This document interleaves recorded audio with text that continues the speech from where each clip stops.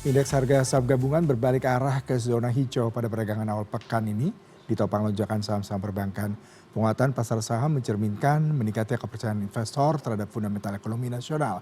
Penguatan pasar juga beriringan dengan munculnya sentimen rencana pembelian kembali atau buyback saham-saham BUMN oleh Danantara. Ekspektasi terhadap perbaikan likuiditas, potensi pemulihan pertumbuhan kredit, serta valuasi saham bank yang semakin menarik menjadi katalis tambahan bagi sektor tersebut. Untuk melaborasi hal ini telah bergabung melalui sambungan virtual Hans Kueh, praktisi pasar modal. Selamat pagi Pak Hans. Ya, selamat Ya, pagi Pak.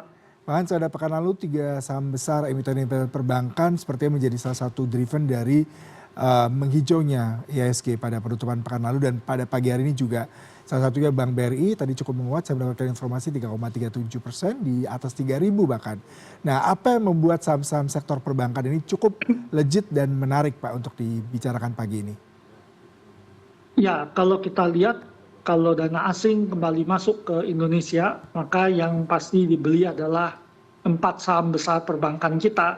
Ya, pada di sana Bank BRI, Mandiri, BNI, BCA, gitu ya. Itu selain memang ada emiten yang lain, tetapi kita memang market cap besar kita adalah saham perbankan. Jadi ketika dana asing kembali ke pasar kita, maka saham-saham perbankan yang dibeli. Nah, yang menarik adalah penguatan yang terjadi pada indeks kita ini di tengah tekanan global terhadap saham AI. Ya, jadi kalau kita lihat ada 2 tema utama yang terjadi di pekan ini, yang sebenarnya pasar global itu mayoritas melemah, tetapi pasar kita malah menguat. Yang pertama adalah konflik di Timur Tengah yang kembali memanas, meruntuhkan negosiasi yang sedang terjadi antara AS dan Iran. Yang kedua adalah terkait dengan artificial intelligence, Hmm. ya. Jadi kalau kita lihat eh, belanja perusahaan AI itu menurun, sehingga kita lihat terjadi tekanan turun pada saham-saham semikonduktor. Jadi indeks semikonduktor ya yang sebelumnya naik sampai 65% year to date, sekarang terkoreksi lebih dari 20%, ya, sehingga menyebabkan indeks ini memasuki area bearish gitu. Hmm. Nah, ini sebenarnya cukup positif juga bagi kita. Artinya selama ini Indonesia, India kita dianggap negara yang kekurangan emiten, ya, Mhm. atau perusahaan yang punya kekuatan AI gitu ya. Ya. Jadi dan apalagi perusahaan semikonduktor, ya, itu kan basisnya di Taiwan gitu ya, yang lebih besar. AI lebih banyak di Korea Selatan. Nah, ketika sektor tersebut terguncang karena risiko bubble, itu tentu dana itu bergeser dan salah satunya masuk ke pasar kita. Mhm.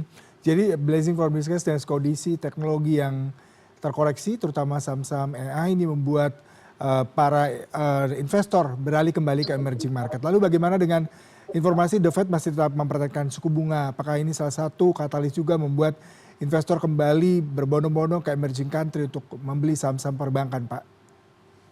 Ya, ini yang menarik juga gitu ya. Tadinya narasi global itu satu, bahwa bank sentral global termasuk The Fed akan menaikkan suku bunga gitu. Probabilitas kenaikan di Juli cukup tinggi Mhm. gitu ya. Sebelum data-data pekan lalu keluar, kalau kita lihat indeks harga konsumen US itu malah minus 0,4 gitu ya. IHK, indeks harga konsumen intinya itu cuma 0% pertumbuhan. Secara tahunan juga turun ke 3,5 ya, dan intinya turun ke 2,6. Sebelum dikonfirmasi lagi oleh indeks harga produsen yang kembali minus gitu. Nah, ini menunjukkan bahwa jeda konflik yang terjadi antara AS dan Iran kemarin Mhm. itu berhasil menekan inflasi turun. Ya. Nah, ini menyebabkan narasi perubahan ya. The Fed tadinya diperkirakan Juli itu bisa naikin 25 bisa naik ya dengan probabilitas 25 basis poin dengan probabilitas 25%, sekarang turun ke 14%.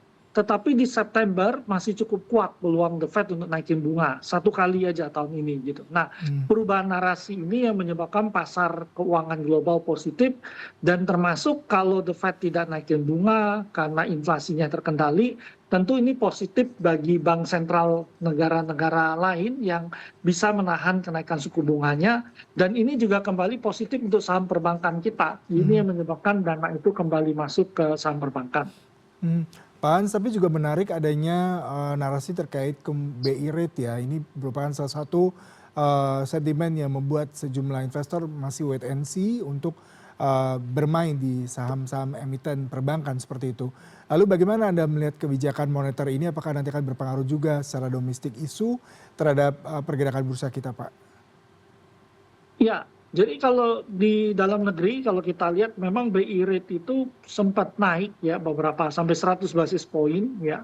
Tetapi ini memang ada problem, memang inflasi itu merangkak naik karena kita sempat menaikkan BBM non subsidi Hmm. akibat perang di Timur Tengah, inflasi mulai naik menuju batas atas BI sehingga BI itu peluangnya nggak mungkin nurunin tapi berpeluang masih naikin.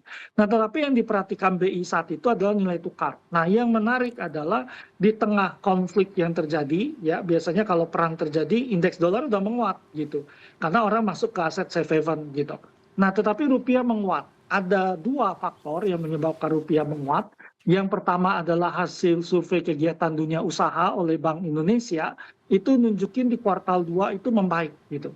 Biarpun diprediksi di kuartal 3 akan menurun, tetapi cukup baik untuk Indonesia. Kemudian yang kedua, sentimen positif kita datang dari S&P ya. S&P rating dia memberikan keputusan mempertahankan rating Indonesia pada triple B stabil untuk hutang kita jangka panjang dan A2 untuk hutang kita Hmm. jangka pendek gitu ya dan Hmm. tetap stabil gitu. Ini berbeda dengan Moody's dan Fitch gitu ya. Tadinya pasar khawatir S&P juga akan ikut menurunkan outlook hutang kita menjadi negatif ya, membuka potensi rating kita terkoreksi ya dalam 12 sampai 18 bulan ke depan. Nah, dua sentimen ini menyebabkan rupiah kuat sehingga BI kemungkinan bisa stay suku bunga gitu ya, menyebabkan sentimen dalam negeri yang positif. Nah, ada satu sentimen yang sebenarnya positif ya bagi pasar saham kita. Kenapa pasar saham kita menguat adalah langkah Bursa Efek Indonesia Ya. ya. Ini melanjutkan reformasi yang dilakukan OJK dan SRO kita ya. Salah satunya menambahkan tentang price impact ya untuk mendetek saham-saham yang perlu dilakukan perhitungan ASC-nya.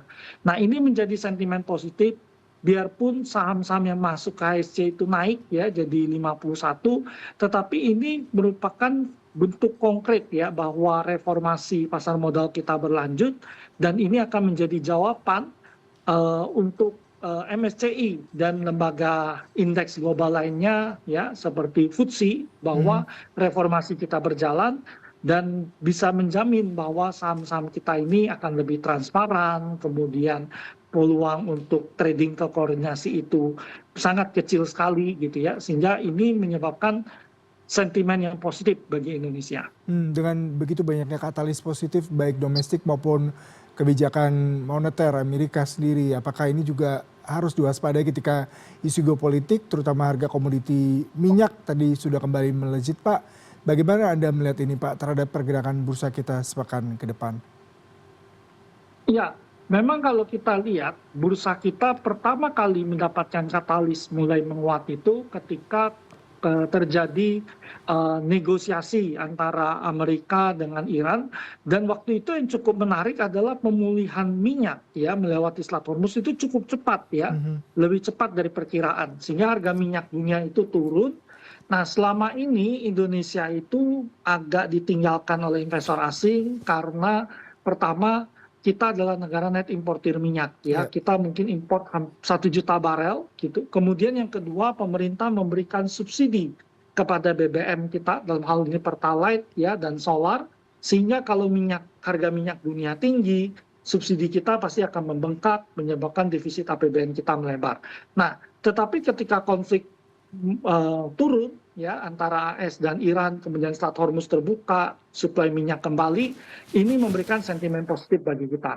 Selain itu kita juga mengapresiasi pemerintah melakukan perbaikan dengan melakukan efisiensi anggaran.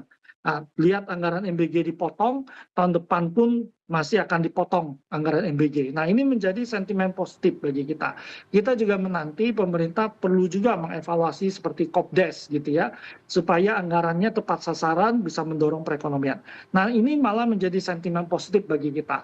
Tapi sekarang konflik kembali terjadi, tapi pasar belum terlalu mendiskon hal tersebut karena berpikir bahwa konflik ini mungkin akan bersifat jangka pendek dan yakin bahwa Amerika tidak siap untuk perang jangka panjang, baik Amerika maupun Iran. Kalau tadi sejumlah isu fundamental cukup menarik, tapi kalau bicara mengenai isu teknikal yang menarik adalah kita ini sudah weekly chartnya ditutup di antara MA5 sama MA10 Pak. Lalu saham-saham rekomendasi Anda seperti apa untuk melihat tadi beberapa perbankan memang pastinya harganya cukup naik ya, mengingat pada 2 hari sejak Jumat kemarin 4 emiten perbankan mendapatkan cuan besar dan salah satunya emiten Bank BRI tadi meningkat cukup signifikan hampir 3%. Lalu bagaimana rekomendasi Anda pada pekan ini Pak?